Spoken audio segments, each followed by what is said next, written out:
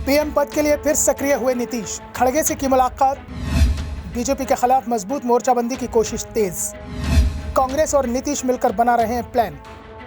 नीतीश कुमार के मन में पीएम पद का लालच अभी तक गया नहीं है। वो पीएम बनने के सपने देख रहे हैं। बिहार में उनकी सहयोगी पार्टी आरजेडी भी चाहती है कि नीतीश जितना जल्दी हो दिल्ली चले जाएं। नीतीश दिल्ली जाएंगे तो पटना की कुर्सी तेजस्वी को मिल जाएगी, नहीं तो नीतीश 2025 तक कुर्सी खाली करने को तैयार नहीं है। कर्नाटक चुनाव के बाद नीतीश की उम्मीदों को झटका जरूर लगा है, क्योंकि कांग्रेस ने जिस तरह से बेंगलुरु में सिद्धारमैया के शपथ ग्रहण समारोह में सहयोगियों को जोड़ा था, अपनी ताकत दिखाई थी, उससे नीतीश के सामने से पीएम पद की थाली खिसकती हुई दिखाई दे रही है। सबसे बड़ी बात तो यह है कि राहुल गांधी ने मंच से भाषण दिया, लेकिन नीतीश को बोलने का मौका नहीं मिला।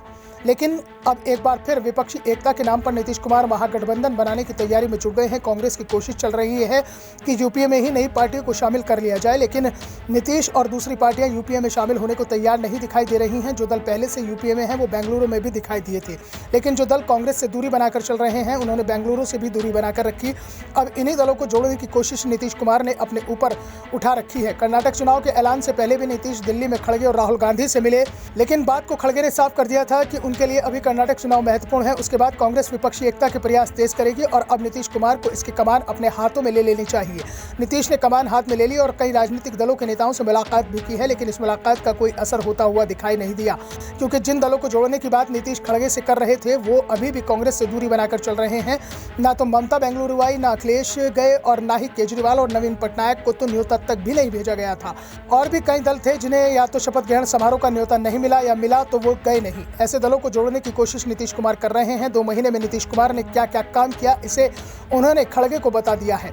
अब कांग्रेस विपक्षी एकता की कमान संभालेगी। खड़गे से मुलाकात के पहले नीतीश कुमार अरविंद केजरीवाल से मिले थे। वैसे केजरीवाल ने नीतीश से लगातार बात कर रहे हैं, लेकिन इस बात विपक्षी एकता के साथ ही केजरीवाल ने नीतीश से दूसरे मामले में समर्थन मांगा है। दिल्ली के सीएम अरविंद केजरीवाल और बिहार के डिप्टी सीएम तेजस्वी यादव और नीतीश कुमार ने बाद में मीडिया को संबोधित भी किया। नीतीश ने दिल्ली में अधिकारियों के ट्रांसफर पोस्टिंग के मामले में कहा कि जो अध्यादेश लाया गया है वो गलत है।